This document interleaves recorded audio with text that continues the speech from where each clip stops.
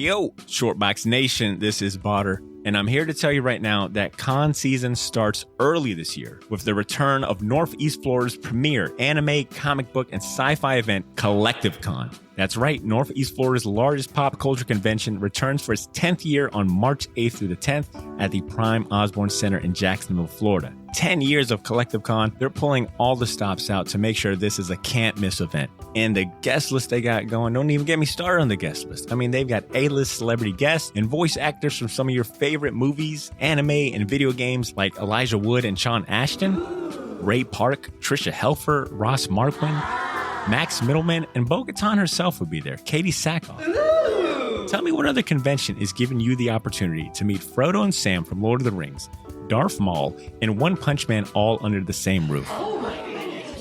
Only at Collective Con. And if you're looking to get some of your favorite comics signed, or if you want to get an original sketch from some of the best comic artists in the world, well, you're in luck, because there'll be plenty of comic and creator guests there, like DC comic artist extraordinaire Clay Mann, Harvey Award-nominated illustrator John Taylor Christopher, Marvel and DC cover artist Chris Stevens, and acclaimed Star Wars author Timothy Zahn. They'll all be at Collective Con this year. And if you're looking to bring the family, or if you want to make a weekend out of it, you're in luck, because there'll be so much going on at Collective Con that weekend in the form of vendors, fan panels, video game tournaments, cosplay contests, after parties, and a bunch of fan events. You can purchase single and 3-day weekend passes now using the link in this episode's show notes, or by going to collectivecon.com to book your tickets and hotel. Buy your tickets now, and I'll see you at Collective Con, March 8th through the 10th. Now let's start the show. A Marine isn't the most powerful instrument of warfare by accident. Everyone knows the deadliest weapon in the world is a Marine and his rifle. There's a reason for this. Since our inception, we do two things: make Marines and win battles. Our enemies fear the phrase, "Send in the Marines." Go! For us, it's an honor to stand between the evil of the world and the country we love. To stand beside those who have the courage to carry on when hope seems lost. Because as Marines, we are never out of the fight. This esprit de corps comes from within, from each of us. You might not have been aware of its spark, but it has powered you, motivated you to become something greater than yourself. At first, you may have needed help to charge that battery, but the power within you is so great that you now charge those around you. Do you know why the Corps can never be defeated? The answer is you, your brothers and sisters, and your courage to adapt, to overcome, to replace fear with the willpower to succeed. Some people spend a lifetime wondering if they've made a difference. We don't have that problem. That's a direct quote from one of my friends that I asked to give me his perspective on being a Marine and what it meant to him. I thanked him for his service, and I left inspired. The more I fell down a Green Lantern rabbit hole, I began to see why John Stewart might just be the best Lantern. You see, the thing about a Green Lantern is that no matter where you're from, no matter what race you are, two things are true. One, you are always the other. Two, you are always the new sheriff in town.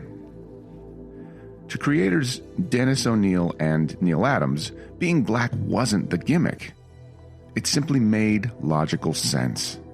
The color of John's skin made for different dimensions of character depth and allowed for the writers and the artists to tackle social commentary with a medium still regarded widely as just plain kids stuff.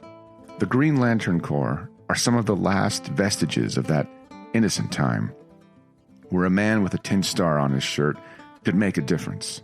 The Lanterns are even referred to as ringslingers by Sergeant Rock in Dark Knight's Death Metal number 4, a slight nod to the gunslinging sheriffs of old. Who better than John Stewart to bring with him a sense of honor, courage, and commitment? A sense of understanding the other, because that's what he is, even when he's home. Who better than a rowdy devil dog with a penchant for bucking authorities to provide top cover for fellow Lanterns and Justice League members? I submit that the best Green Lantern stories have all these elements in them. They also happen to feature one John Stewart. In brightest day and blackest night, no evil shall escape his sight. Let those who worship evil's might beware his power, Green Lantern's light. Semper Fi, Marine. Always faithful to the core. Yo! Short Box Nation. After what feels like a lifetime away, at least in podcast years, it is so nice to welcome you back to another episode. This is episode 338, and if you're tuning in for the first time, thank you for joining us. Welcome to the Short Box, your new favorite comic podcast. My name is Botter, and today the Short Box crew and I will be putting a spotlight on the Green Lantern, John Stewart, the second ever African-American superhero to appear in DC Comics and the third human to ever wield the endless power of the Green Lantern ring. This episode also serves as part 6 of the the first mortal guardian. Night. Boom. Fact checking Ed. Yeah. Cred Ed, as we like to call him. That was another nickname. Awesome. Thank you, baby bird. Tweet, motherfuckers. He's back. Baby bird's back. I wish I had the soundbite loaded. Oh, we back. We are back. This episode also serves as part 6 of the 7-part podcast event, Unite the 7, an initiative started by Chris Hacker of the Oblivion Bar podcast. Oh, yeah. To unite 7 amazing comic podcasts to cover the world's greatest heroes. You'll hear more about the event and why we went with John Stewart here in a second. But first, I got to properly introduce the crew here with me today. Helping me make this episode possible are the best co-hosts a show could ask for. In the Shortbox studio today is the Edbot 5000, a.k.a. Mr. Edmund Danzart. Oh, the last sane man in a world gone mad. Nice. Yeah. I've been working on that one. A month and a half, baby. Ooh. The queen of comic book audio reviews is here with us as well. Let's give it up for Ashley Laney-Hoy. Hello. Cooler than a polar bear's toenail, baby. Welcome back, Ashley. And last, 3-pound cinnamon bun. Is that her nickname? That's cinnamon? 3-pound cinnamon bun. Cinnamon buns? No, that's, that's an HR. Actually, this is an HR nightmare. Yes, they were calling me cinnamon buns on the show. I had to leave. You'll have to hear the extended version of this episode on our Patreon to understand that. To understand that joke, pay us money. And last but not least, that remarkable opening you were just treated to marks the return of the half man, half amazing Cesar Cordero is back, ladies and gentlemen. I'm not an amazing man? Half. Well, half. Half? Oh, Half. okay. Come I on, guess half. you know what? 25. I'll take that coming from you. I'll take it. I don't expect a baby bird to understand the mechanics of human morality, but that's fine. And before we get this show really going, I want to thank our Patreon subscribers, the best kind of supporters a podcast can ask for, who help us make the production of this show possible week in and week out. I want to give a special shout out to our newest patron who recently joined the ranks of the Shortbox Elite, Anthony Mixco, a.k.a. T-Mix. Welcome to the club, brother. Or should I say Shortbox Corpse, in regard to You can this just say episode. core. You can just say core. It's not a dead thing. Shortbox core. What is wrong with me? It's Halloween season, guys. There you go. Yeah. Spooky. God, I love my team. Thanks for saving me. Thanks for saving me. Yeah, but welcome, Anthony Mixco, to the Shortbox Elite. Thank you for your support and all of your sweet fucking money. Suck my butt. Whoa. What? Hey. Oh, sorry. He's a It's been a long patron. time. Put some respect on his name. I'm sorry. Anthony, I'm sorry. All right. Oh. That was shortest membership ever after this episode. Look, we got some business to handle today. We've got things to talk about. What was that? Phil Lamar. We've got things to talk about. Ooh. Anytime we start detracting, Phil Lamar is going to remind us this episode. We've got things You to did- talk about. Sample Lil Yachty's Green Lantern voice. He did Teen Titans Go. movie. Look, we're already getting ahead of the show. Hold on, yeah, before we okay, get any sorry. ahead, that's a good one, Ed. That's a good call. Like I mentioned earlier, this episode is but one important cog in the much bigger machine that is the Unite the 7 podcast event. You can learn much more about where and how it came to be in our previous episode 337 with Chris Hacker of the Oblivion Bar. But it's a Justice League-focused event that spans across 6 other prestigious comic podcasts like the Comic Book Keepers, First Issue Club, the Wednesday Pull List, Comic Book Couples Counseling, the Effin' Nerds podcast, and of course, the Oblivion Bar podcast. Each show was responsible for selecting a member of the Justice League and tasked with producing a spotlight episode that examined their respective character in a critical and deep dive manner. Most recently, the Comic Book Couples Counseling podcast preceded us with a really good episode focused on Martian Manhunter. So if you're interested in hearing any of the previous episodes from this event, I'll have links to all of those in the show notes. So I got to ask a question, B. Let me put your drink down, you lush. Sorry, no, it's water. It's just water in a green bottle. All right, wow. Water in a green bottle. Wow. There's children listening, sir. You fucking idiot. Yo, shout out to Tony AOP's kids who are listening in the background. Tony, I'm sorry. Oh, be a better father. Wow. So, He said it was he sent me a text about that. That's funny you brought that up. No, I digress because I was interested in what you said earlier about, how you basically talking about, you have all these podcasts coming together to do basically different members of the Justice League. And it's like a comic book crossover, man. Like if you've been following comics for a long time, crossovers are no stranger. But maybe as far as Green Lantern is concerned, maybe not all of us are as familiar as some other people previously before this episode. I'm going to full on admit I wasn't as hardcore a GL fan until I started really, really doing my research. So I'm going to ask Botter, why did you, what's up? Why'd you go with John Stewart? He was my Green Lantern. And I think that's probably commonplace for a lot of folks that grew up with those WB cartoons, especially like in the Timverse, right? The Justice League Unlimited show. Because those cartoons were my introduction into the DC universe. And even though it was honestly Jeff Johns' Green Lantern series from like 04, 05 that centered on how Jordan, it reintroduced him into the DC universe. And it was honestly like the first weekly comic book I ever put on my pull. Even prior to that, John Stewart had a special place in my heart because me, my brothers, my four brothers at that point, and my dad would watch the Justice League cartoons religiously. We were so focused in on it. And it was cool to see John Stewart as the main Green Lantern, like before I knew what a Hal Jordan or a Kyle Rayner or a Guy Gardner was, John Stewart was my introduction into the Green Lantern universe. And then, of course, Jeff Johns took it from there. And speaking about that cartoon, Phil Lamar, I read a really cool write-up he did talking about his time on the show and how even he was surprised. And he's a big comic book fan himself. So wait, let's before we digress, Phil Lamar, for those who don't know, Phil Lamar is an amazing voice actor and he was, if you've seen in Pulp Fiction, you've seen his head get sprayed across the back of a car when John Travolta shoots him. Spoilers, but he did the voice of Samurai Jack, and we'll go into a little bit about his voice career. He does a lot of voices on Futurama. Hermes, Sweet Barbarella.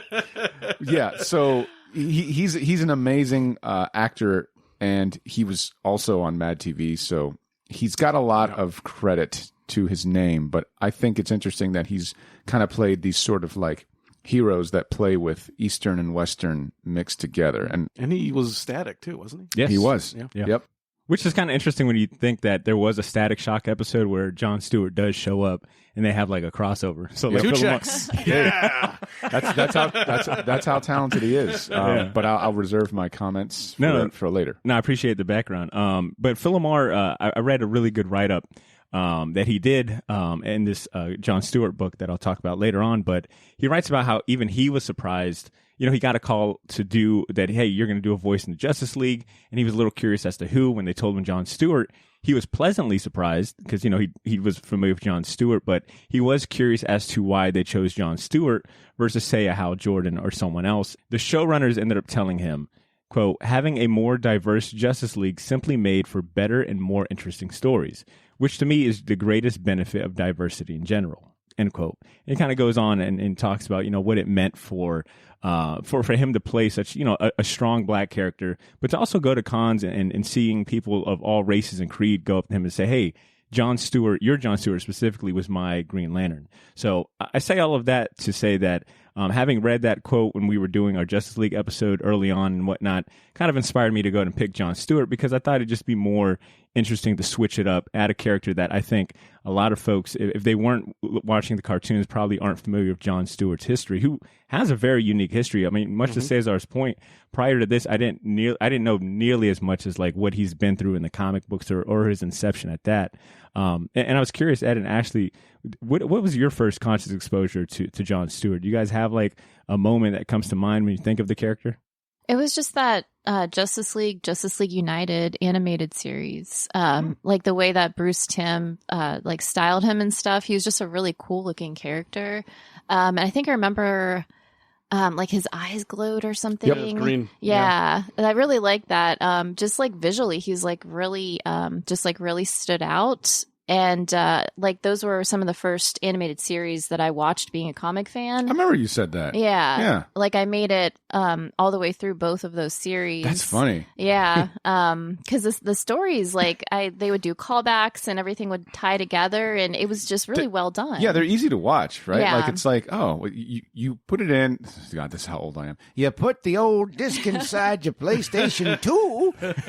Still doing it. You know? And but you watch one episode and then before you know it, you've seen like 6 episodes. You're like, shit. Yeah. Like, where'd the time go? It's Yeah. like, yeah, they're really easy to watch. Yeah. So as far as like him in the animated series, like I was very, very familiar, but as far as like reading him in comics, not so much. Right. I completely the same thing. Because like when I was growing up, my dad didn't really like monsters and sci-fi stuff.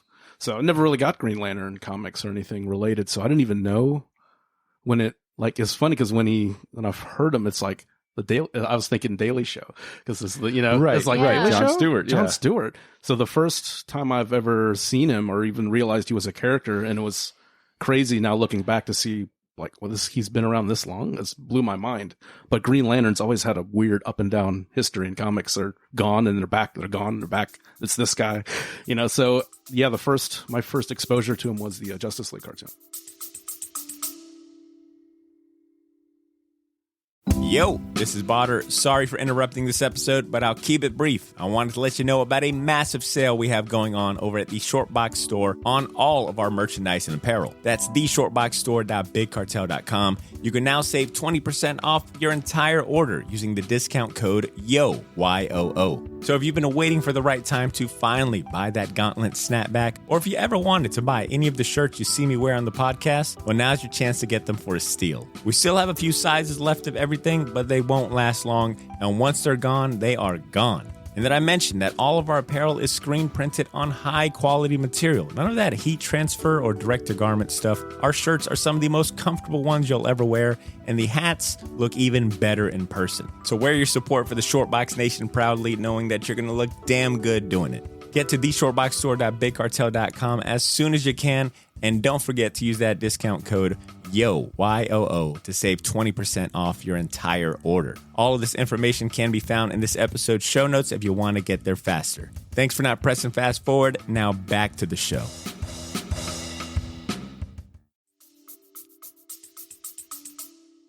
Okay, so it sounds pretty much the same for everyone. Is anyone?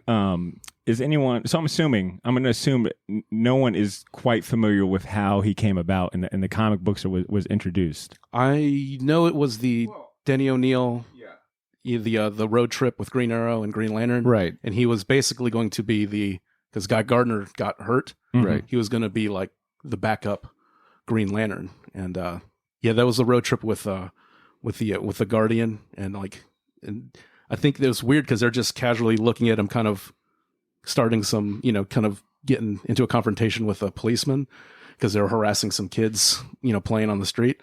And he's like, "This guy, you want this guy?" And the Guardian's like, "I don't care about your prejudices." And he's like, "Hey, man, wait a minute." Yeah. He's like basically called him a racist. He's like, "Hey, I'm a Green Lantern. I'm cool." It's not because of this. It's because he has like a, at that time, it's kind of played into that angry black guy trope of, Right. Because it's, two white dudes writing this character. But, it was like he's got a chip on his shoulder. He's very like confrontational. What did he say? He's got a chip on his shoulder the size of the Rock of Gibraltar. Yeah. It's like great dialogue. So Say, Pally. yeah. And it's like, it's just kind of revisiting that. It's like, man, this is This is odd. This is some strange dialogue, but it's very like it sounded like in the time. yeah, Yeah, it's like, for its time. It's like this black man don't need no mask. It's like stuff like that. Right.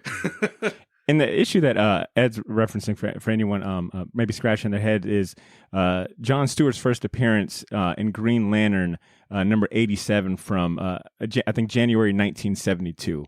Because and I mentioned this in the intro, John Stewart is considered the second African American superhero to show to premiere in DC Comics. Having been beaten out by, well, not beaten out, but having been preceded by the Black Racer, Jack Kirby's creation, and New Gods. And I think it was maybe like New Gods number 3, I think, or 9, or something like that. But that issue came out in July. And then John Stewart's first appearance was, January of the following year.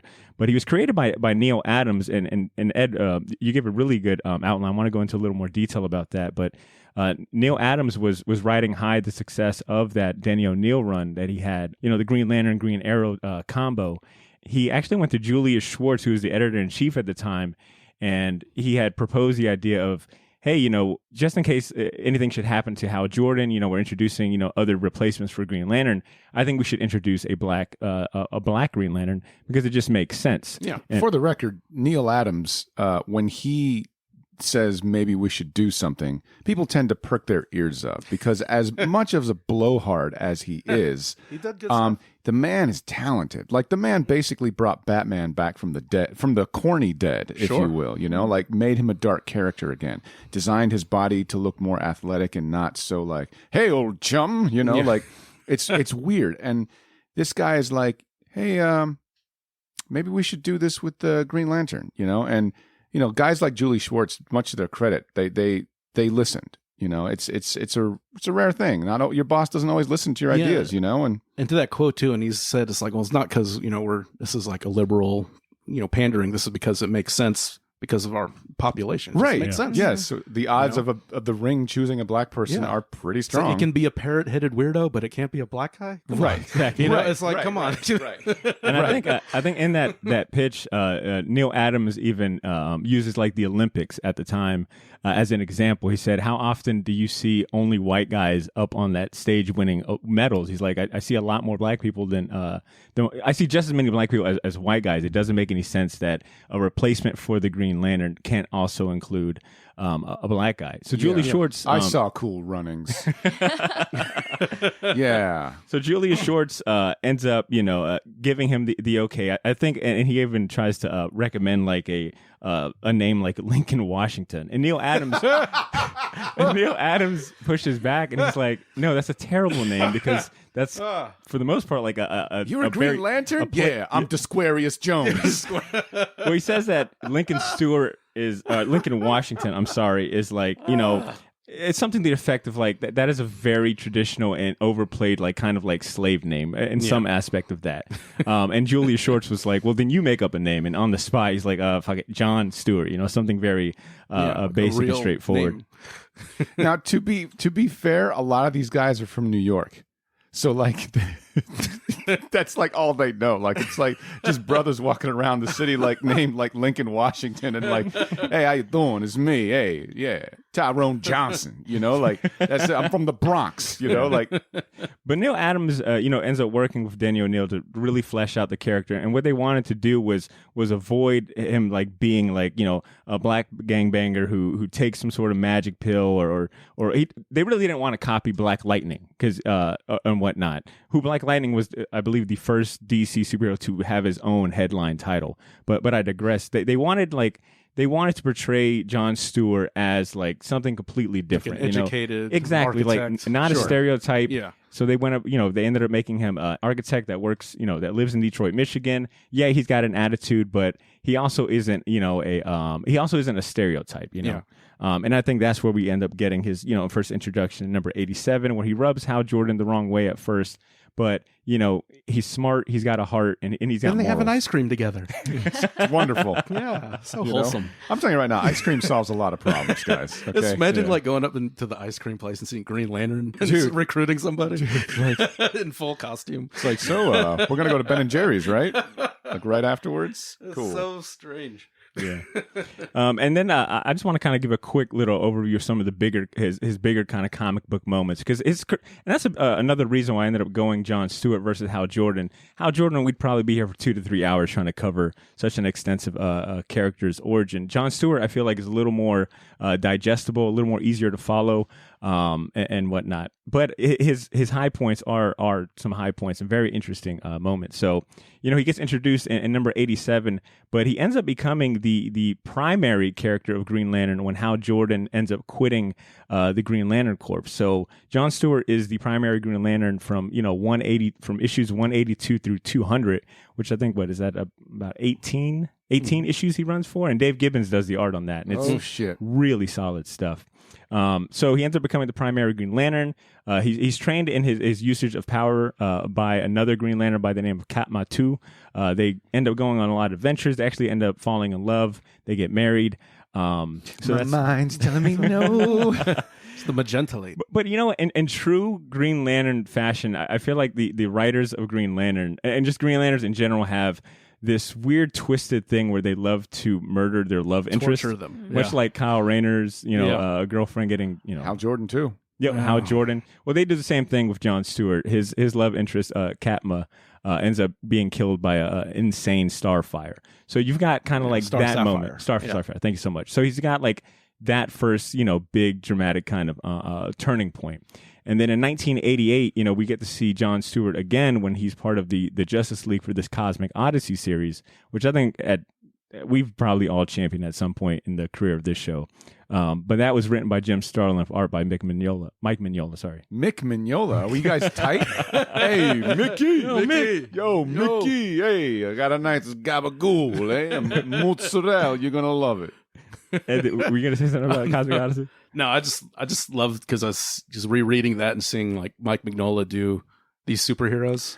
And Darkseid's like a big rectangle. Well, that's the little thing, legs. right? Like Mignola's such a mark for Kirby. Oh, there's and so now much. he gets to play Yeah. with Kirby's characters. Like it's And so you get to nice. see Me and Darkseid Mickey. Hey, Darkseid and Etrigan teaming Right. up. That's so awesome. he throws the Kirby crackles in there. He knows what yeah. he's doing. Ashley, have you read that? Did you like it? I haven't read it. I highly you'd love recommend it. I think you dig it. It's Mike Mignola basically just playing with And a Jack DC, Kirby yeah. figures, Yeah. like it's like, Oh, my favorite. Oh, there's the new gods. Oh, thank you. And Jim Starlin gets a lot of crediit for his Marvel cosmic stuff, Oh, but this I is think good this stuff. is like probably some of his This absolute stuff with best. the new gods because I think he loves it so much. It's so good. It's true. You get two Kirby fanboys basically, like that have the opportunity to just be like, wait, we get to what? Oh my god. I Yay. get Etrigan too. Oh, Right. It's choice. So Cosmic Odyssey is something to note when talking about Jon Stewart, because this was in my opinion, like a very pivotal moment in his character development. Green Lantern, I don't think gets enough credit. And I'll say Green Lantern after Alan Scott, because when the Green Lantern was Alan Scott, it was more like a weird, almost it's like magic. But stuff, you can see right? that because it's the change from Golden Age to Silver Age, from Sure. like fantasy to like science fiction. You see So- that shift. So I DC. would say after Alan Scott, a lot of people don't realize is that Green Lantern's like one of the progenitors of space westerns, essentially, right? So you have like a guy, the trope of the gunslinger who comes into town and tries to clean things up. There's also tropes where like he messes up. There's also like he doesn't save the day, or somebody dies on his watch and it tortures him the rest of his life. I mean, you could watch Unforgiven and just unpack. There's a lot to unpack there. So what I wanted to bring up is it a coincidence that Jon Stewart is from one of the most American towns / states ever, right? Like, what's more America than Motown, right? Like, Motor City, we make baby. fucking cars, dude. Ed, I know when Paul Verhoeven was doing RoboCop, Yeah. he said RoboCop is American Jesus, not via race, but through metaphor, because Jesus in America is a cowboy. And when he gets killed and crucified and resurrected, he comes back as a car, right? That's why it's in Detroit. That's why RoboCop's in Detroit, because it's a story about American Jesus. Verhoeven loves So, America. Yeah, and that's from an outsider perspective. So you look at somebody like Jon Stewart and the Green Lantern Corps, and eventually they retcon and they basically kind of start leaning in heavier into what I'm kind of talking about, where it's like, hey, he's not an architect no more. He's a Marine, weapon. right? Yeah. Like, he's a soldier. Like, what's more American than that? That guy is, faithful to the core. And then on top of that, look, it's been parodied in 48 Hours with Eddie Murphy. It's been parodied by Mel Brooks, but the idea of a black guy fish out of water with a tin star Blazing Saddles, cleaning shit up, right? Yeah. I mean, it's a parody, right? Yeah, But there's a little bit of truth there, right? Like, these trickster gods have been playing with this shit, and now you see in Green Lantern there are high stakes for somebody like John Stewart, who is a cowboy in outer space. I mean, like, he's essentially like the you ain't from around here, are you? Yeah. But like said in like a different language, a purple guy, And you saying can it say to his you, like cowboy attitude kind of that's what fucks things up. Sure. Yep. Sure. Yeah, absolutely. He's American through and through. Absolutely. Yeah, sorry. Go ahead, Bob. No, thank you for that setup. I bring up Cosmic Odyssey because, like I said, this was a big turning point for the character. At the time, he was, John Stewart was very brash, right, in your face, cocky, confident. He couldn't be told anything by nobody. For example, in this series, he's teaming up with the Martian Manhunter to find anti-life equation aspect on this planet called Xanshi. I believe that's how you say its name. Yeah. But long story short, he ends up failing to prevent the destruction of the planet. And just to kind of, sorry to backtrack a little bit, but there's a bunch of stuff thrown at him. Like there's like a plague they have to deal with. There's like this crazy lightning storms, these volcanoes, and Revelations. He's literally he's going through Revelations. And John is basically like, I got this. Got this. And he sees, Martian Manhunter as a struggling. It's like, dude, on Earth, you're awesome, but this is the galaxy, man. They're Green Lanterns. We got this. You stay back. You're slowing me down. And he puts him in the bubble because he just doesn't go in guns blazing. There's like the setup where he just gets so overconfident because he's just handling everything. Oh, you got a plague? Boop. Here's an antidote. This thing, our device gets broken. I can make a new one. And even Martian Manhunter's like, man, that ring's awesome. It's like, damn right, it's awesome.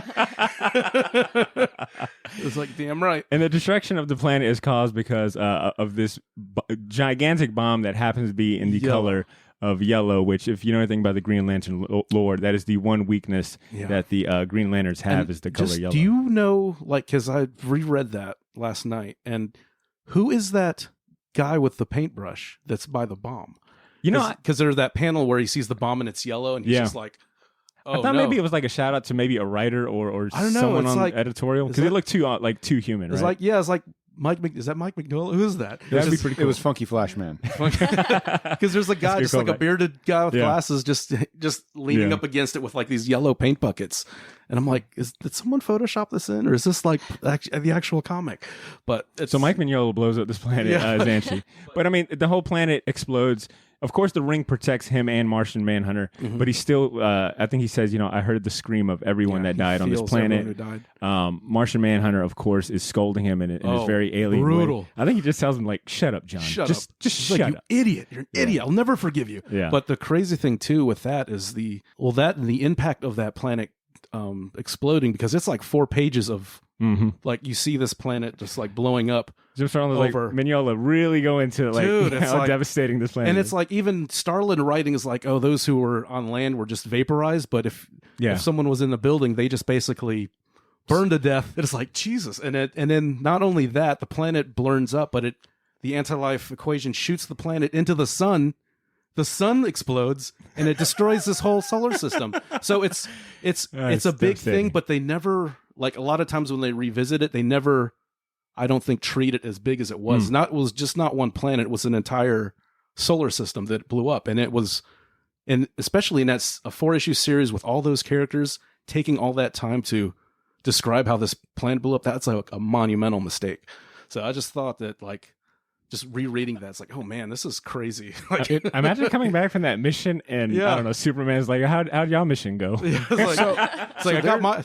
So that's, I think, where DC shines, right? Like, and it's also where they kind of show their hand a little bit. For better or for worse, DC shows their hand in that their influences are more in the mythological aspect, right? Like, even Jim Starlin, who wrote for Marvel and DC, writing for DC, he treats the Justice League like they're gods, right? The same thing that people kind of hate on Zack Snyder for is that the movies don't really have much humanity in them. His characters are too godlike, too unrelatable. But it's like, that's DC, right? Like when these guys fuck up, they're the highest of stakes because they're written as if they are gods, you know? So, you know, what happens to somebody's brain who is treated that way, but the writer's smart enough to give them human emotions, right? Like Martian Manhunter's there and he's just like, don't fucking talk to me. Like, your arrogance killed all these people, you know? Now look at what you did. Like, he's like, you left him crying on the asteroid. Yeah. He's like bent over, like, like for real, like in fetal position, just shocked. Yeah.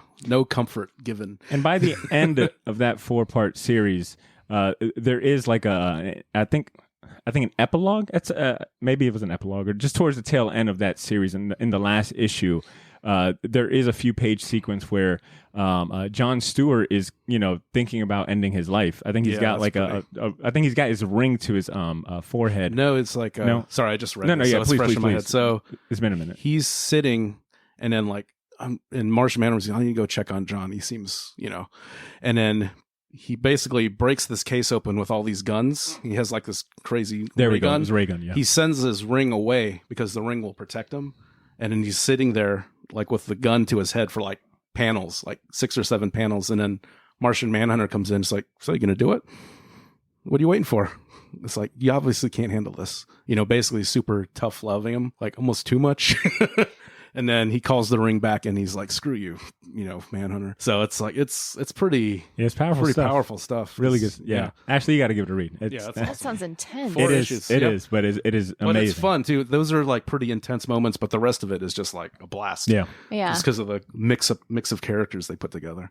So after Cosmic Odyssey, you know, this does become a turning point for John Stewart, the character, because every story arc afterwards, you know, even up until, you know, this day, you know, most recently up to as far as up to New 52, it becomes a turning point for the character in making him a lot more focused, responsible. I think, you know, we see the end of that very brash nature that we were introduced to originally with John Stewart.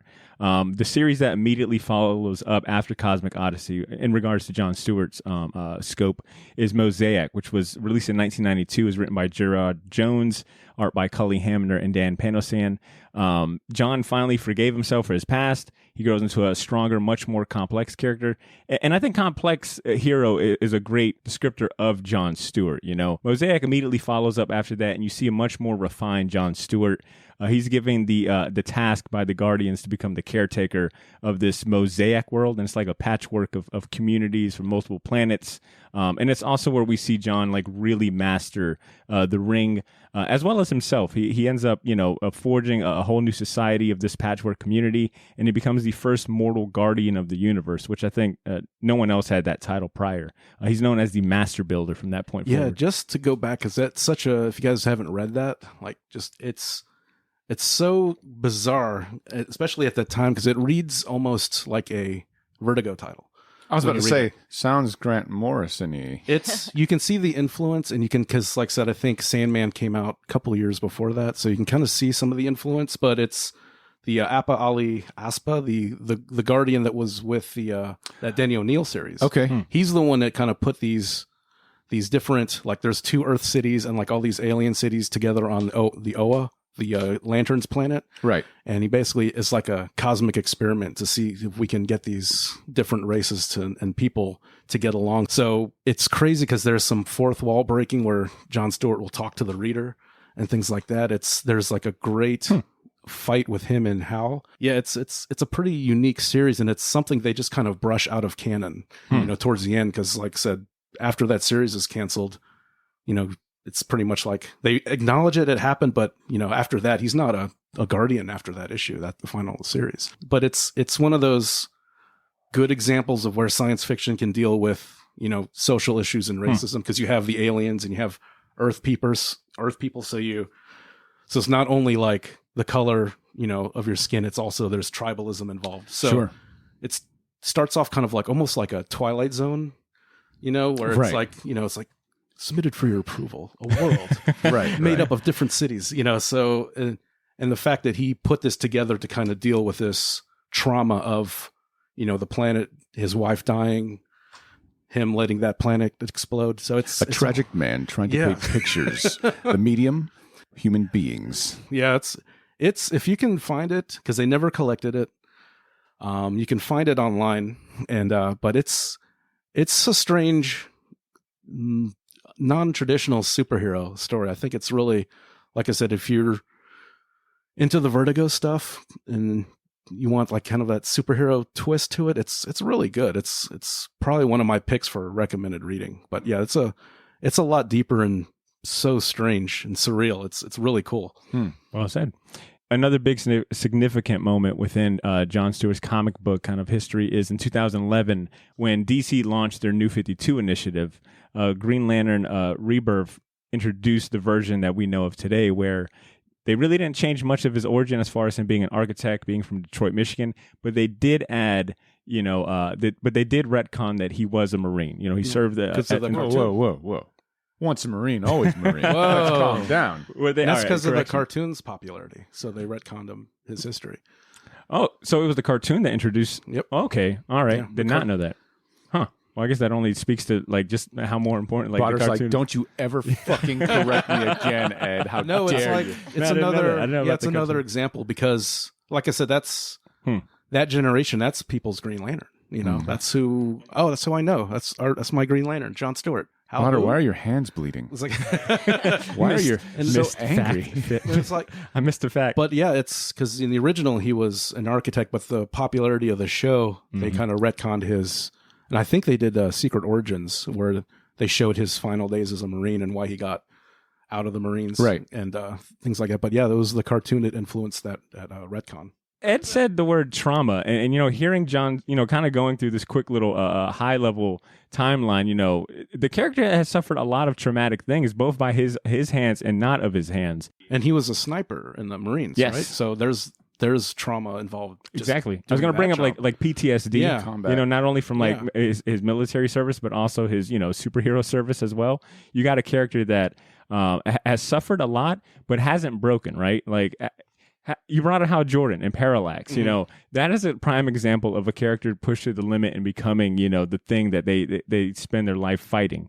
John Stewart, to my knowledge, has never fallen to the dark side, due to all of that. So he's only gotten like stronger. Yeah, you can kind of see in Mosaic where he's kind of A little you can deranged see or where power he's hungry. starting to kind of like, These What is are it? you gotta look at these as like these aren't real people. Sure, so sure. as a writer, you have to figure out, okay, what's the story that's going to make people the most entertained, and how do I create conflict with these characters, right? So you treat everybody differently. So like Jeff Johns and Hal Jordan more or less was like, okay, because Hal Jordan was also in the military, he was a test pilot. So if this guy has a ring and his thing is like a little more white knighty, then he needs to get possessed by a demon, a yellow demon, right? Like, well, John Stewart doesn't have the same weaknesses that Hal Jordan does, but in order to wear that ring, the one thing any lantern has to have is willpower. Yeah. And whether that means I can restrain myself or a sort of cocksure attitude that kind of like almost gets a little on the border of hubris, right? Well, it's kind of like why Hal is like a fighter pilot, because there's that Right. kind of general. Oh, don't Potter and I know it. we've had our fair share of dealing with fighter I pilots. think just to do that, you have to have that kind of. You have to, Yeah. right? So like if you're putting on that ring, there's got to be some level of I got this. Yeah, Hold my beer. I got this, sort of Martian thing, Manhunter. Right. Right. Oh shit! It's yellow. Right. Oh. But when you fuck up, like that's exactly. So his shortcomings don't come as a result of being possessed by a demon. His fall comes from, you created a Holocaust that murdered millions of people. Mm-hmm. I guess you're okay with that. So let's just move on. That you could have easily stopped. Right. Yeah. Right. So it's like the characters got to learn lessons at their own speed, essentially. In addition to how I've seen writers go about separating or making John Stewart stand out among the other lanterns, like say Hal Jordan, Guy Gardner, and Kyle Rayner. We don't talk about Guy Gardner. is also visually, the constructs that John Stewart builds are some of my favorites because they're awesome. They're always very technical, right? Like they lean into like him having that architectural Yeah. background In the and military, mindset, and because of those crazy guns and stuff. hell Right. yeah. Those are awesome. I told C, during like when I was first kind of looking up John Stewart, I found this one article that was like 7 times Jon Stewart has had to go pop the trunk in comic books, and it's like him, like the best like guns that he's ever built out. So the sniper rifle is constantly used after like Rebirth. There's a quote I think where Hal Jordan says anything. Yes, that, I think in Rebirth. Yeah, anything that he makes is a tangible, physical, fully full object. It's not just a hollow, like a big boxing glove or whatever Hal comes up with. It's got like or big pair of scissors. It's got bolts and like it's a physical. It's got mass. It's got solidity to it. It's right. Not It's not some sort of unquantifiable thing. It's not like a you shape. can touch it and measure. He's the only one that has that kind of control over the light. Yeah. There's also a really good issue of Jeff Johns' Green Lantern, a part of like the Blackest Night series, where Jon Stewart goes to revisit that planet, and he's got to kind of come face to face with like literal zombies of that planet, and you kind of see him. You see him like really lean into like, hey, I've forgiven myself, I've moved on, but I also accept the responsibility that comes with it. And who did the art? Oh, Ed Benz did the art for that, and it's got some badass panels of him creating like military-esque like constructs, like his platoon and shit like that. Oh, He's got, like, that was cool. The armor and stuff like that. It's just like really he can dope make stuff. his own army of green light people. Jon Stewart's That's crazy. Yeah. That's awesome. I want to take a shift from the comic books and talk about his Jon Stewart and other mediums like TV, movies, video games, etc.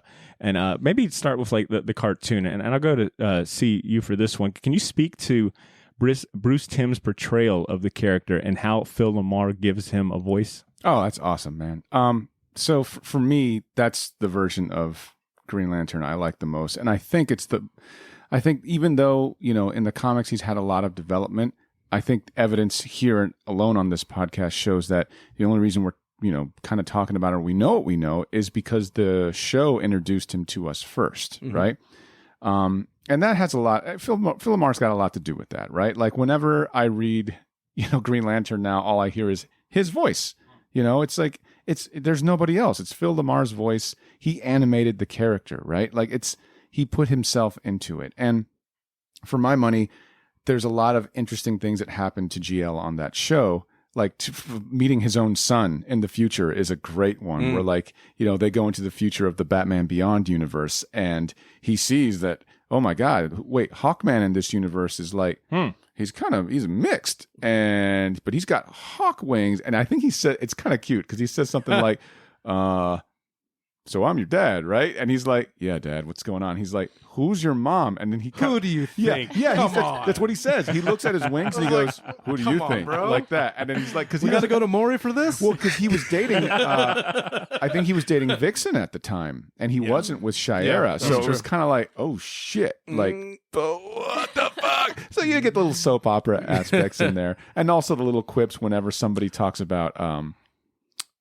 they make like military references that are so silly, and he's just kind of like, I hate when you do that, right? You're doing that wrong. You're saying it wrong, and it's insulting to my service. Like, please don't do that. One of the favorite things too with the Hawk Girl is the when Task Force X infiltrates the base, and he's in, and it's a Deadshot that kind of is like, oh, hey, Green Lantern, can you get Hawk Girl's autograph for me? Yeah. It's like, he just looks at him. He's a piece of shit. That's great. I love that Jon Stewart's friend in the show is Barry Allen Flash. Like that juxtaposition of like attitudes. Oh, goofy white guy and stoic military black dude. That's hilarious. It's like Lethal Weapon. Yeah. Actually, it is like Lethal Weapon. Too old for this shit. That's good. That's really good. Actually, I'm 2 days from retirement. Do any good Jon Stewart moments come to mind when you think of the cartoon? I don't know. I do like his relationship with Barry Allen, and now it kind of makes sense why I love Quantum and Woody so much from Valiant Comics. Like, it just hit in my head, like, why I like that book so much. But yeah, I think all the best moments were just like those two talking together, and like in a big series with like all these different like big characters and all these huge things that happen. I think those were my favorite moments, just those little like back and forth with them. Yeah, you don't ever feel like it's just breathing room. Like you, it's like, oh, this is just as important as what's happening to like Superman, Wonder Woman, or Batman.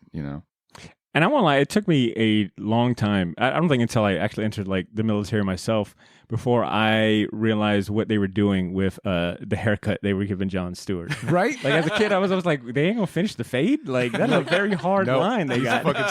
He's a Marine, bro. He's got that 100%. screaming eagle. I love it. I love it. Gross. Hey, speaking of Marines, I'd like to say a big shout out to my buddy Chris. You guys know Chris. Come on, man. He's come and done a lot of events. Oh, yeah, you yeah. know.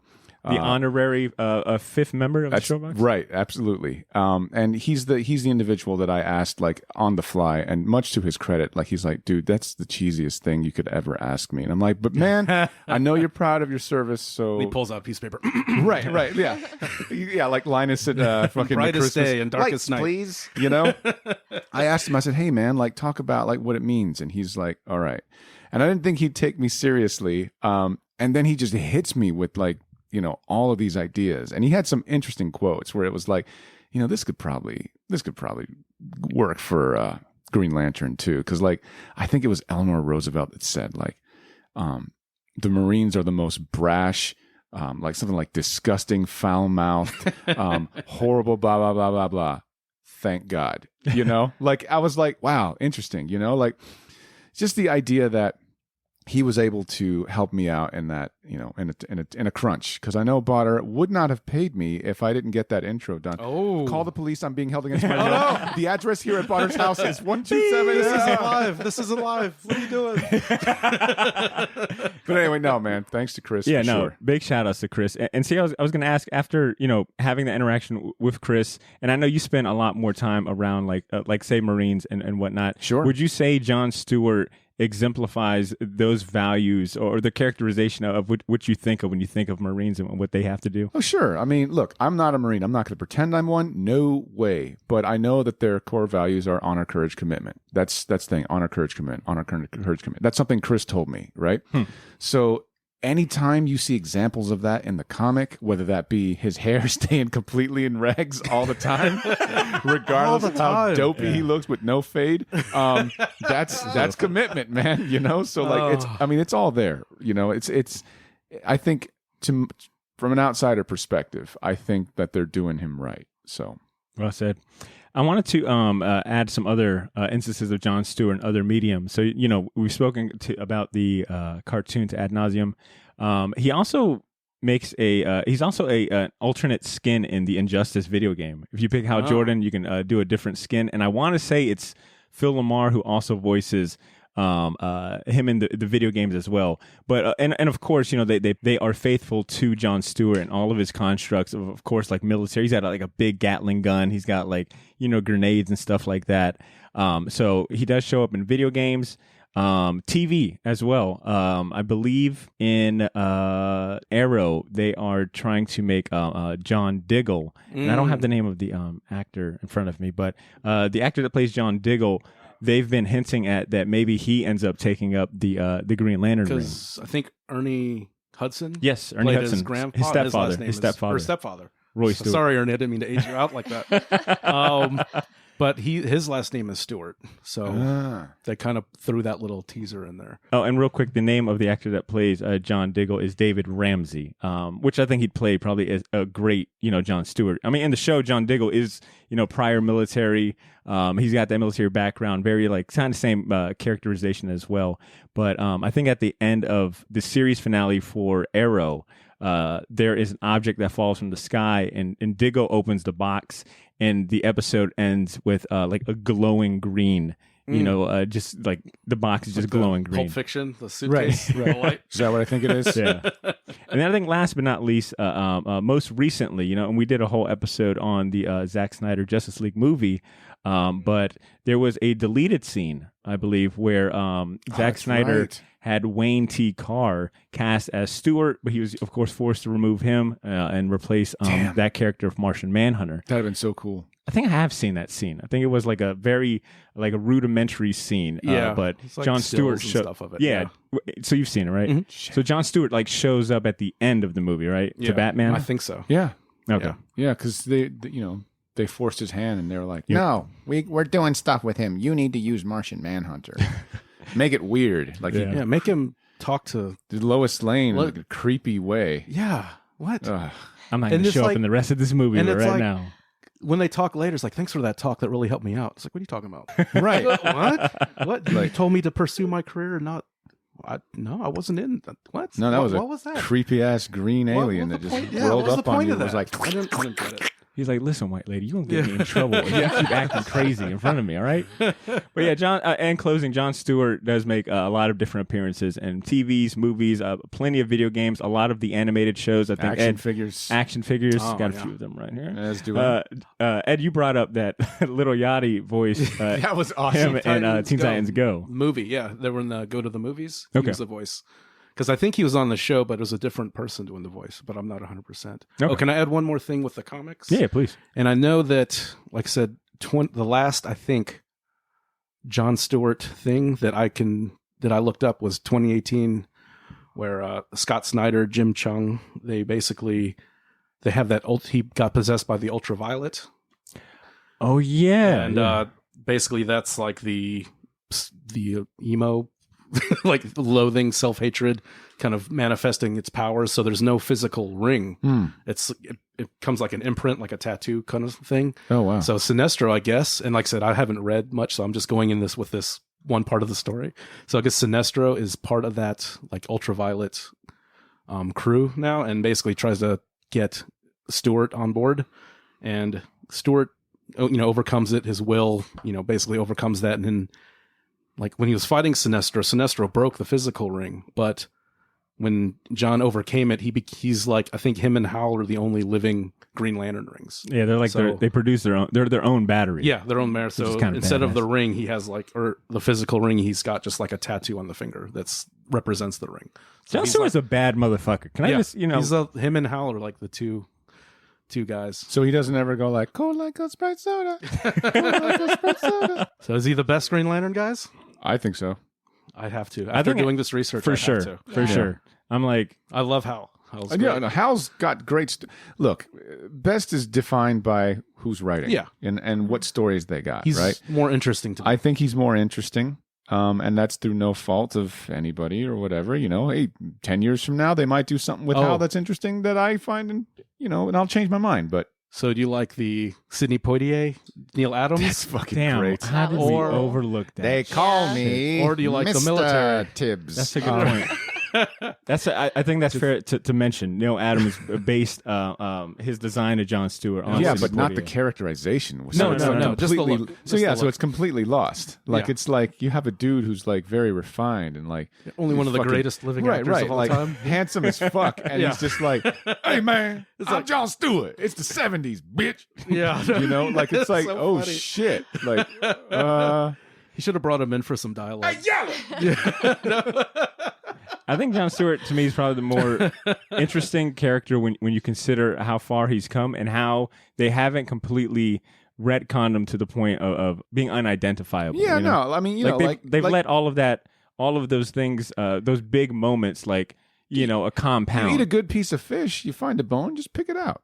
Don't mean you throw the whole fish away. Yeah, are you hungry? I'm all very hungry. All right, let's go and wrap up this segment with recommendations. Does anyone have any advice for where should people go next for more Jon Stewart, whether it be reading or viewing, whatever it may be? Any recommendations? Ashley, you got any? That Mosaic story sounds insane. Like I know It's they on don't that have. weird Russian site we use. Oh, the one with all the weird ads. Yes. Yeah. Okay, that's This good is to know. definitely not hacking your computer. Enjoy this comic book, filthy American. Because they never collected it, so I don't feel bad getting it for free. Yeah, me either. My phone probably. Your No, phone it's doesn't sort feel of bad. this. Your phone has a Russian STD now. Ed, what about you? I would say for me, and like I said, they're just so fresh in my head, is even though it's not a Jon Stewart book, but read Cosmic Odyssey to kind of see Hell yeah. the foundation of a big part of his character, and just a fun story. It's awesome. And see Mike Mignola draw Darkseid and Hell yeah. all these characters and the demon. It's great. And then I would do that miniseries, that Mosaic miniseries. There's a 4-part that kind of is a prelude to the standalone.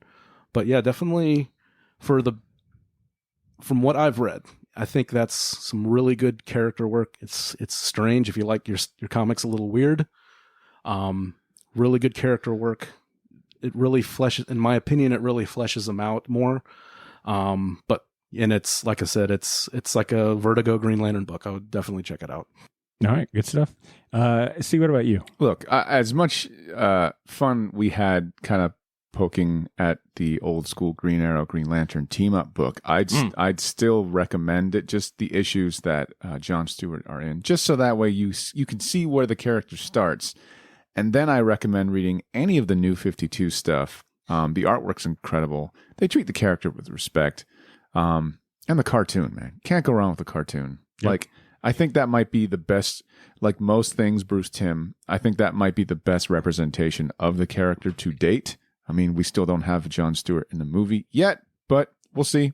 I would say above all else, yeah, cartoon. Oh, I'm glad they didn't use him instead of Hal for that Ryan Reynolds one. Oh, Jesus. Oh, buried that guy. Yeah, that would have... Dodged a bullet there. Only Ryan Reynolds could survive Yeah, such I know. filth. He thrived on that. I'll go ahead and piggyback what C was saying and recommend an episode of the animated show. I believe it was the first series, the Justice League series, season 1, episode 2. It's like the second episode. It's called In Blackest Night, and it's about John. It's all about John Stewart, and you get to hear Phil Lamar say the Green Lantern oath, and I mean it really good. So I recommend that, and then I'll also recommend the comic book series based on the Justice League animated show. It was called Justice League Adventures. I think it was from around 2018, but issue 19 is a really good story I ended up reading for this research, and it's John Stewart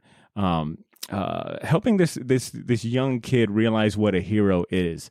And it was issue 19. It was titled "What Would You Do If the Most Powerful Weapon in the Universe?" It's written by Michael Bernard and art by John Delaney. I recommend that whole run. I mean, it's just like the show itself, like self-contained stories, quick, straight to the point. And best of all, you could give it to like a young reader. If you're looking for comic books to give like a young kid that you don't really have to worry about, those comic book adaptations of the show are really good. Telling you, man, I would love, and I'm going to fucking copyright this shit. DC, hire my ass. Whoa. I want to see a version of True Grit, but done with John Stewart, where like he's an older Lantern. Rooster? And yeah, like Rooster Cogburn.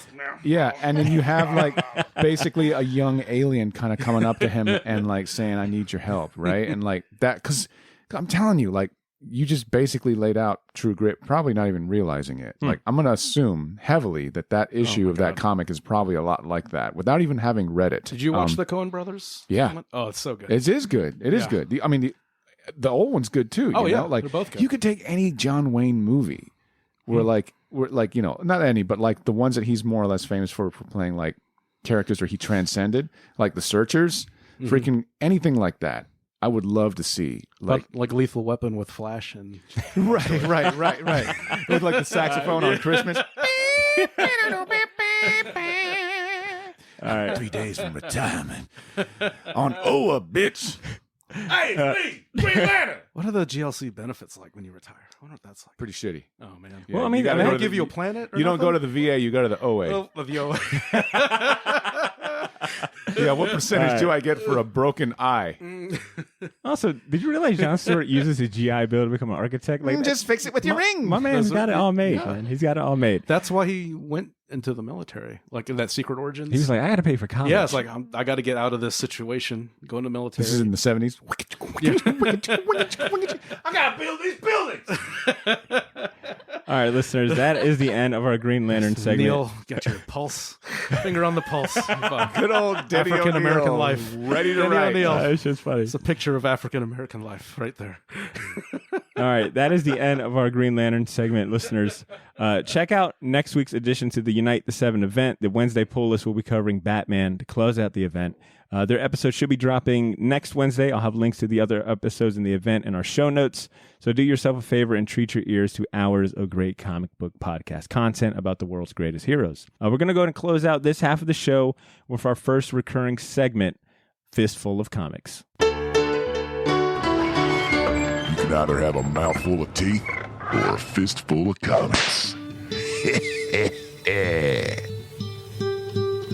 This segment is sponsored by... Why do you let me do those bumps? Because they're so good. I'm an idiot. They're so good. This segment is sponsored by Gotham City Limit, Jacksonville's premier shop for comics. toys, collectibles, and more. If you live in the area, ever find yourself passing through Jack's, stop by the shop on Southside Boulevard and tell them Shortbox sent you. Fistful of Comics, for you new listeners, it's the segment where every week one of us spotlights a brand new comic from the last month in hopes of making it that much easier for you to try out something new the next time you visit a comic shop. Think of it as a show and tell for only the best new comics on the shelves right now. Ed is going to go ahead and do this week's segment. Ed, what's the new comic you're spotlighting? Hot off the presses, came out this week. I'm a huge fan of Turbo Kid. Oh, cool.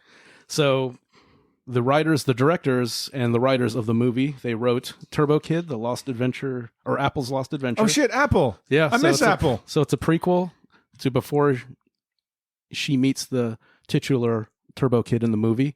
And I think they made a music video that kind of goes over some of this stuff. Did you see this movie, Butter? I think I have. That's You're a what loser. I'm You don't talk about your This is Ed and I talking now. Love that movie. Like I said, they came out with a comic, Behemoth Press, and what's the guy's name? Jake. I don't know. How you say that? Jake Dion? Jake Dion. French Canadian folks, I'm sure, because the RKSS are the directorial team. I think it's 2 men and a woman that kind of team up and direct and write movies. But it's like black, white, and red, kind of underground comics vibe.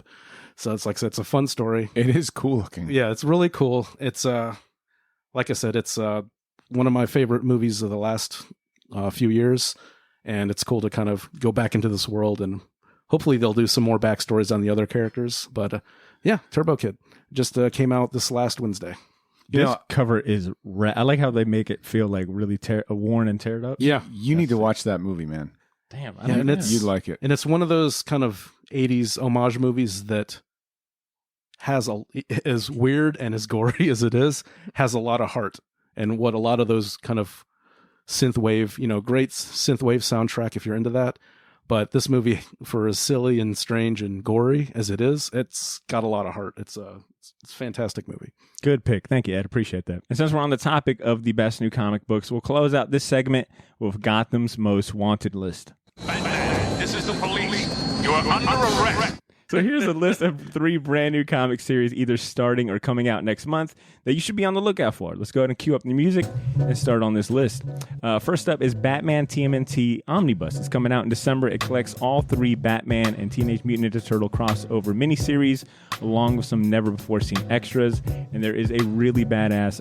the cover art is done by Kevin Eastman. It looks incredible. Ed, I think you've championed, at some point, all 3 of those miniseries, right? By James Tynion? I've championed at least, 1 or 2 of them, yeah. Yeah. Even though the kid one with the Adventures, Batman and TMNT, the ones for all ages, that's a pretty good one too. Okay. Yeah, so they got an omnibus coming out in December that collects all of that. Number 2 on this list is Black Panther #1. They're doing a new Black Panther series. It's due out November 3rd. It's written by Academy Award-winning writer John Ridley and art by one of Marvel's newest Stormbreaker artists, Juanan Cabal. They're teaming up to launch an all-new Black Panther series with an action-packed espionage story that will upend everything in T'Challa's life and have ramifications for the entire Marvel universe. Let's hope this guy's not anti-Semitic. And last but not least is Fox and Hare #1 from Vault Comic Books by John Tsui. Hopefully I'm saying that right. And then Stacy Lee. The title characters, Fox and Hare, are the most feared mercenaries in the city of Mazu Bay. And they've been tasked to protect a black market coder who's uncovered top secret data being held by a nefarious mega corporation. And it's nice to see Vault Comic Books on this list from Ben, because we've championed a few of their a few recent titles from them. I think Ed and Ashley, you both championed Barbaric from Vault Comics, and I know I've championed Blue Flame. So it's nice to see them on this list. And remember, this list is provided to us by our friends over at Gotham City Limit, so you know they wouldn't steer you wrong. If any of these pique your interest, get on it early and ask your local comic shop to put them on your pull before the final order cutoff date of October 11th. So that would be the Monday after this episode airs on Wednesday. And this is more or less like a list to help you guys out for the sake of... Look, you trust us, right? You listen to the show. We've been listening. We've been reading comics for a long time. We're old as fuck. At least I am. Me too. I know, right? Oh. I've just, look, we wouldn't steer you astray. And you know who else wouldn't? Fucking Ben wouldn't either. Because he's been in the game for a while. And he knows, look, this is going to be a good book. So if you don't jump he's a on fan it, too. He's not right. just running a Yeah, business. this isn't a fucking convenience store for this guy. Okay, he wants you to get on board the shit before it runs away from you. So do yourself a favor and get on board with these books because they ain't going to last forever, kids. Damn right. And that marks the end of the first half Shortbox Nation. We're going to go on a quick music break. We'll be back for everyone's favorite parts of the show, emails and champion season. I also got a giveaway to announce, so stay tuned for that. Can I have it? No, not at all. Do not enter in the contest again. All right. Don't send in your bots to submit all the. But T-Boogie81 is supposed to be, my guy. Listeners, for today's music break, I'm digging into my DJ Crumbs folder music and playing you a beat called Crummy Nights. We'll catch you after the music. Enjoy. Groovy.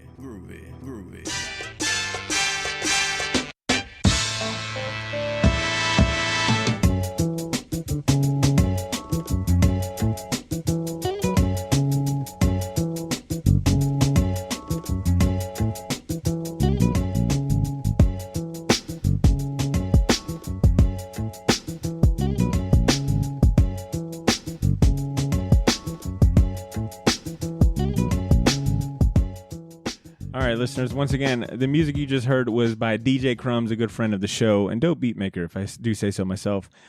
Check him out on Instagram at CrumbsArt.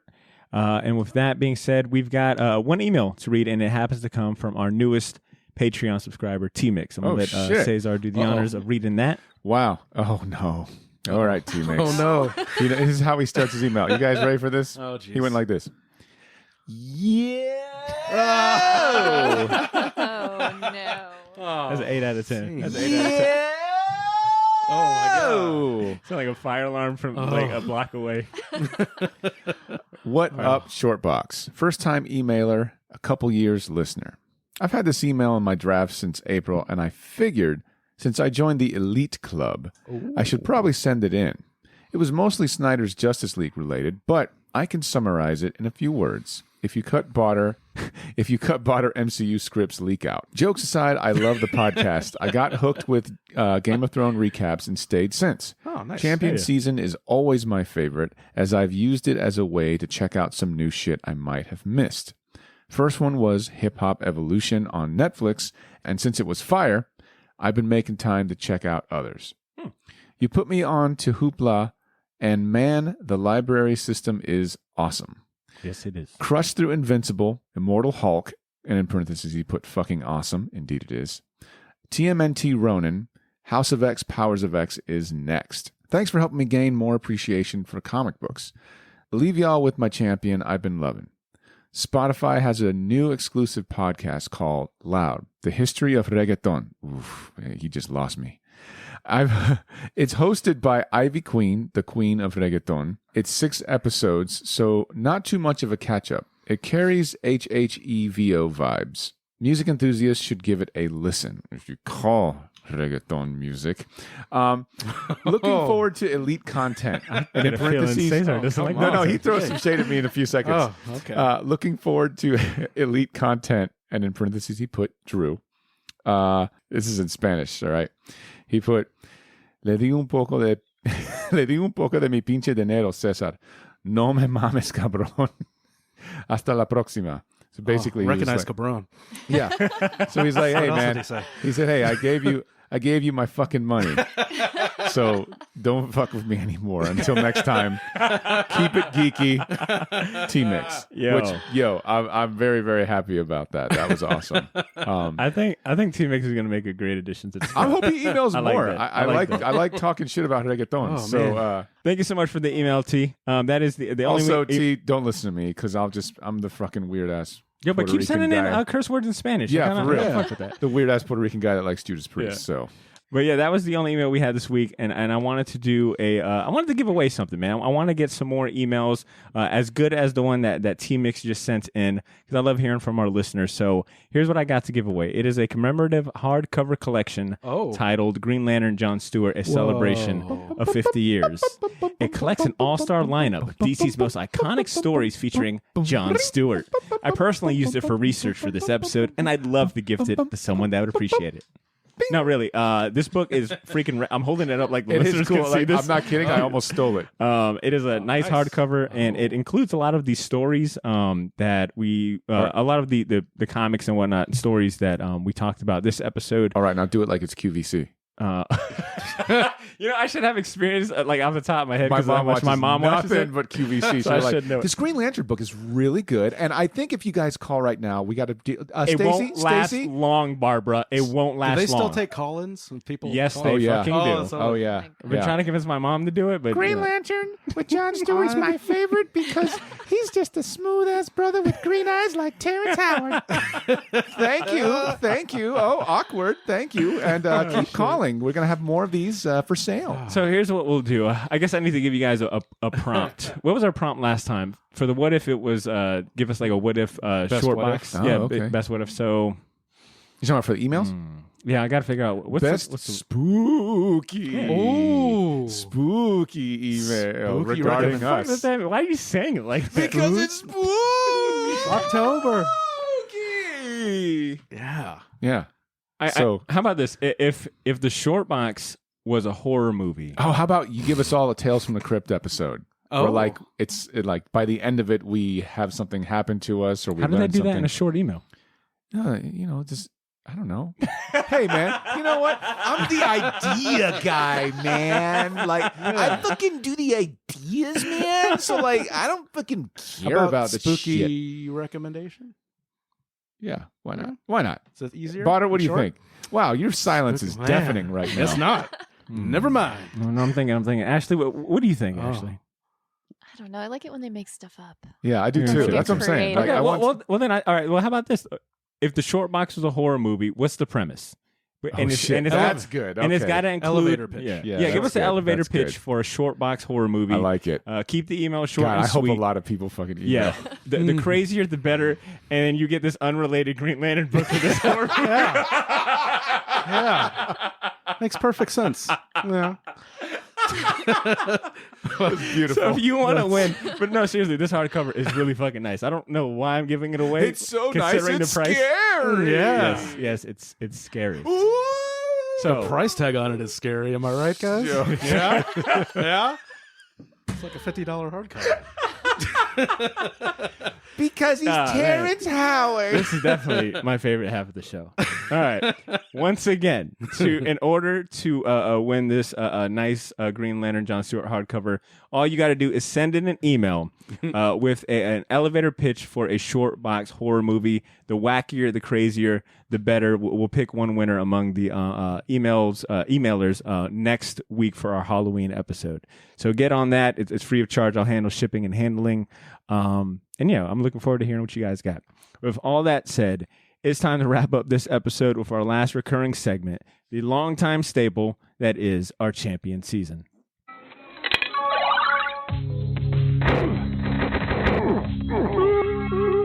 Champion Season. Champion Season is the part of the show where we highlight other worthwhile entertainment and recommendations that we feel deserves your attention. These could be much more than comics, but include movie picks, TV series, books, or video games, and honestly anything else that we're hyped on this week. This segment is brought to you by Black Hive Tattoo, Jacksonville's premier appointment-only custom tattoo studio. If you're searching for a group of talented artists who will work with you to bring your comic culture ideas to life, then look no further. Go to blackhive.tattoo.com and sign up for their newsletter to find out when they're taking project requests. Ashley, I want you to go ahead and kick us off for champion season. But first, I got to ask: has anyone seen when we did our tattoo giveaway? Has anyone seen all of the winners and stuff? You know, Jonathan Sanders. I saw that one. Yeah. He got the Hawkeye. There's a Thanos one? Yes. Yes, I There's did a see that. really badass Scotty Young Thanos. The one where he's holding a balloon with Right. Death's head. Nick sent me a picture. I'll send it to the group, but it's really epic. So shout out to all the winners that won our last tattoo giveaway. And what other comic podcast can say we've been giving away tattoos? I know, man. You know what I like is that Nick was like, "Hey, if you guys want a tattoo, let me know." Right? He's the only guy I know that's like it's like smooth as shit with it too. Like I never feel weird. Like I'm like, "Oh, I'm good, man." He's like, "But seriously, you know, I think." And he just See those arms. creepily rolls up my sleeve and then like licks my cheek and. I think a giant penis right here. It looks so good. It looks so good on you right there. Oh my All right. god! With that being said, What a Ashley, good friend. take it from there, Ashley. Cover up my tramp stamp from the 90s. Oh, what a bad idea. Ashley, what do you got to champion? All right. So actually, this just reminded me of it. I'm going to throw this in there. That Marvel Hawkeye trailer. I haven't seen it yet. I haven't seen it yet. Oh, that shit is Looks fun. so rad. It's right Yeah, it looks from Matt Fraction's Yeah. Hawkeye. Like it's got like the Bro Gang and like Pizza Dog and like Yes. Hawkeye just getting like beat up the entire time. Like Kate it's- Bishop looks so cool. Kate Bishop looks amazing. It's going to be really good. Yeah. If December she had 10th. bangs, she would look exactly like Oh her. yeah, yeah. I think, So- I think we'll do a spotlight episode for that episode premieres. I think it'd be worth it. Yeah, I'm so excited about that show. So the other one, and it just struck me that I'm like plugging merch for a different podcast. Do it. But like, I'm going to this edit this whole is- part out, but yeah. speak to your heart's content. Yeah, you know what? Don't listen to him. Because, guys, let's not forget, this is the same Oh, man. that's right. Let's bring it back. That was like, guys having more than one podcast is really taking a toll, everyone. Okay, so last podcast on the left does these pre-orders for these shirts every month. The October shirt is done by Bridget Connell, who just finished Lady Baltimore for Dark Horse. Oh, shit. Friend of mine from comic book conventions, Of like course. super like Colleague, of nicest course. person Yeah. you will ever meet. That's cool. Loves Matching my tattoos. dog. We got to stop talking shit about Neil Adams because I'm sure Ashley knows him too.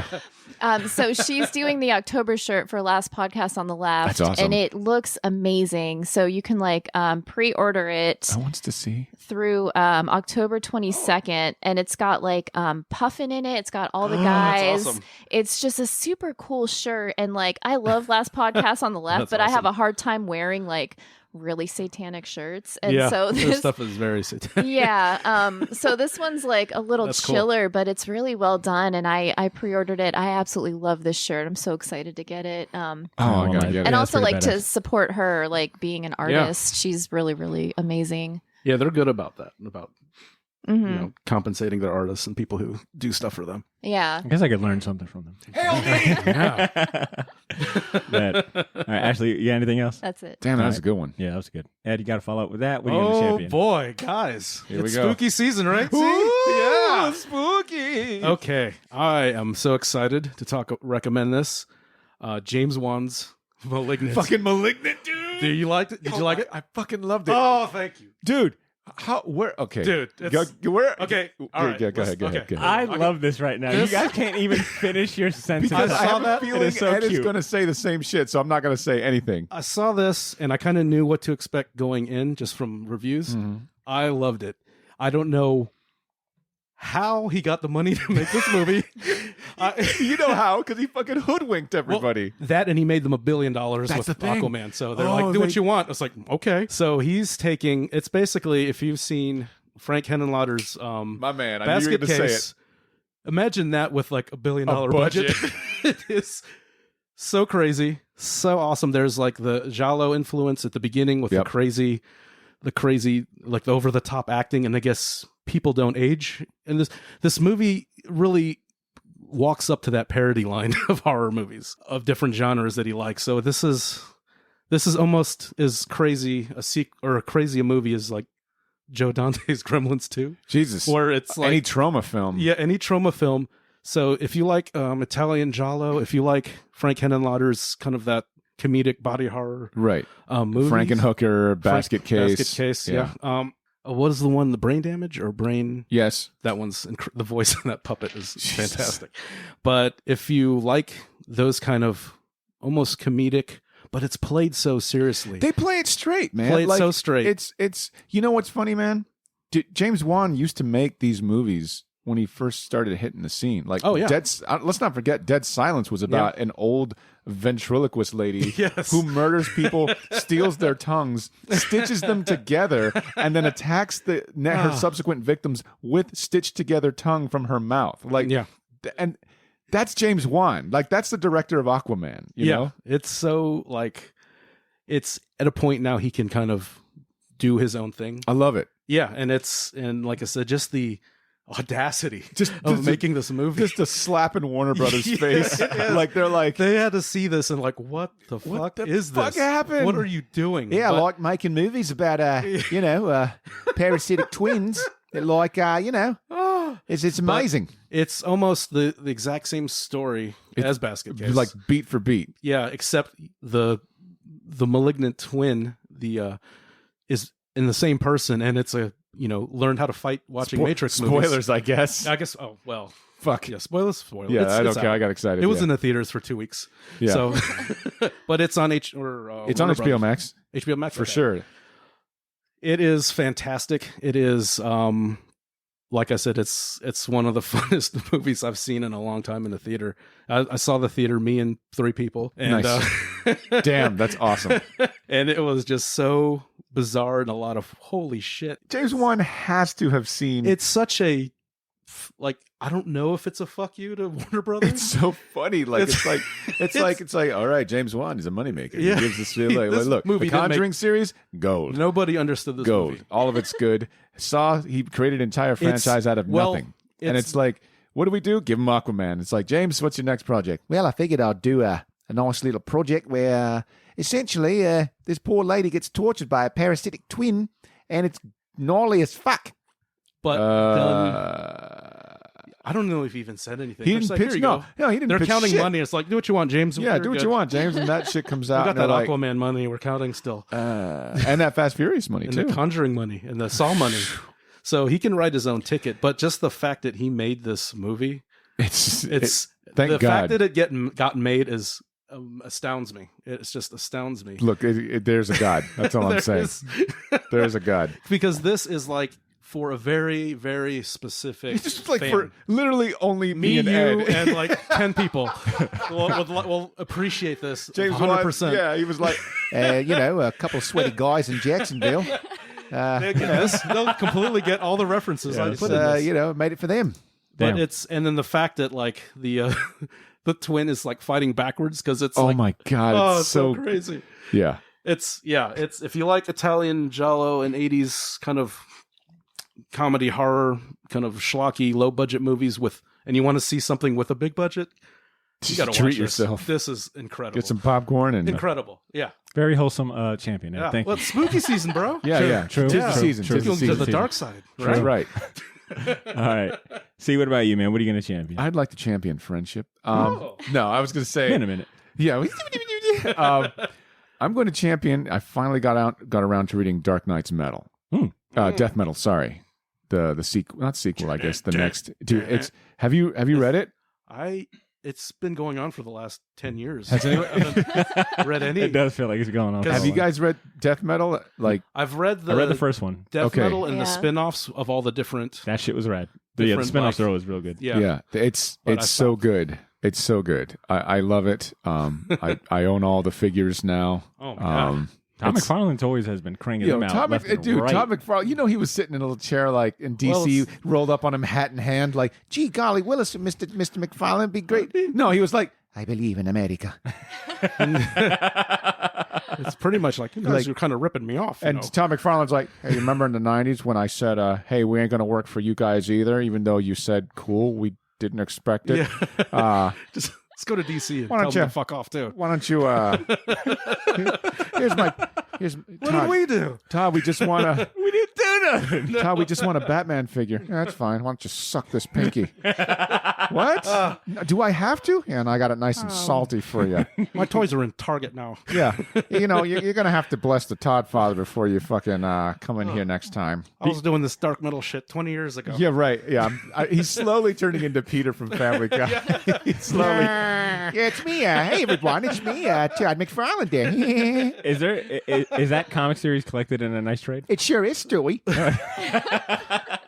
Thank you for continuing. $100 trade. Yes, I have all the figures, fat man. Yeah, anything else, Stewie? God. That's pretty much it there. Thank you, Brian. Nice. Wow. All right, I got two champions. Speaking about comic book couples counseling podcast, this champion is thanks to them. I want to champion Green Arrow Longbow Hunters, which is a 3-issue prestige format comic book miniseries that was published by DC Comics in 1987. It's written and drawn by Mike Grell, and it's essentially about Oliver Queen relocating from Star City, his home in Star City, to Seattle, Washington, to be closer to Black Canary. At this time, Oliver Queen has just turned 43. He's kind of going through a midlife crisis. And when he gets to Seattle, he learns of these unsolved murder mysteries. And I mean, the story is like prime late 1980s kind of scope, right? You've got homicides, you've got like some drug cartel involvement. The series also introduces a new archer as well in the Green Arrow mythos by the name of Shadow, who is a badass archer that really kind of forces Green Arrow to go back to basics of archery. Instead of using his trick arrows and some of the other gimmicky stuff that he was known for at this time, Mike Grell writes a really good story of Green Arrow having to go back to basics and learn, relearn how to essentially become an archer. So short read, but fantastic art. Story's pretty good as well. Pretty captivating. You'll get through it. Like I said, I think it leans a lot more stronger visually. I think the visual components are the strongest elements. But overall, I'd highly recommend it for anyone that's unfamiliar with the Green Arrow character or is looking for something really a good jumping on point for that character. Green Arrow Longbow Hunters is my first champion, and then this one, T-Mix, you might enjoy this, T. I swear to God, if you say reggaeton. I'm like, reggaeton? No, it's a podcast called by Questlove. It's called Questlove Supreme. It's a fun. Are you on that one too? Am I on that one? Are you on that one too? I should be. Jesus Christ! But it's a weekly podcast. It's fun, carefree. They dig deep into the stories of musical legends and also cultural icons in a really cool and unique way that really only like Questlove and his team can deliver. They discuss their guest's origin along with a lot of like never before revealed secrets to their success, as well as talking about like their life passions and current projects. Some of my favorite episodes that I would recommend for anyone interested is the Anthony Mackie interview. Is so awesome. That dude is just, he can tell a great story, and he's very captivating. But also the Chris Rock interview and the Seth Rogen interview were some of my favorite ones. Any episode that they interview a stand-up comedian and getting to hear about them doing stand-up, but also writing for shows is worth it. So I'd recommend the Questlove Supreme podcast, especially for any like music junkies. He's got so many music guests on the show that they go on and on about stories that you probably have never heard before. Botter, come home. Okay? Stop going on other podcasts. Come home. I'm not on this one. I'm trying to keep this family together, Botter. Okay? Ed is starting to call your headphones dad. You're not here. That's good.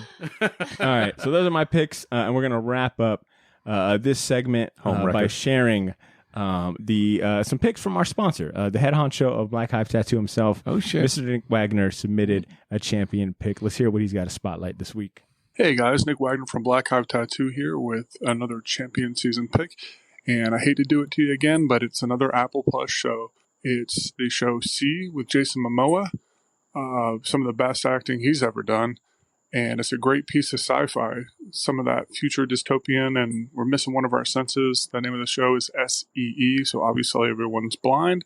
I just watched the second season's opener, the first episode of the second season, and I really enjoyed the first season altogether, but I am really stoked to see where this one goes. So if you can, definitely check it out. All right, have a great week.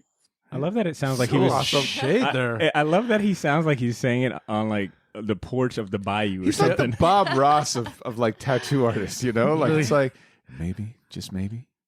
Also, I don't know. There was a little best acting he's ever done.